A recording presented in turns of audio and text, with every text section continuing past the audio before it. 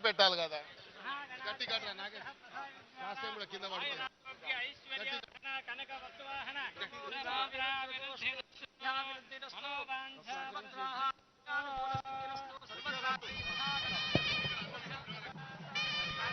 అక్కడి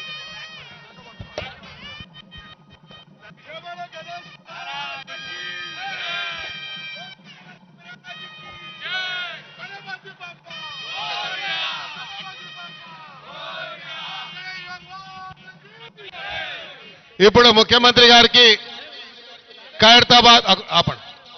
ఖైరతాబాద్ గణేష్ ఉత్సవ కమిటీ ఆధ్వర్యంలో వారికి సన్మానం జరుగుతుంది. తర్వాత ముఖ్యమంత్రి గారు మీ అందరినీ వచ్చినటువంటి భక్తులు అశేషమైనటువంటి భక్తులని ఉద్దేశించి మాట్లాడతారు.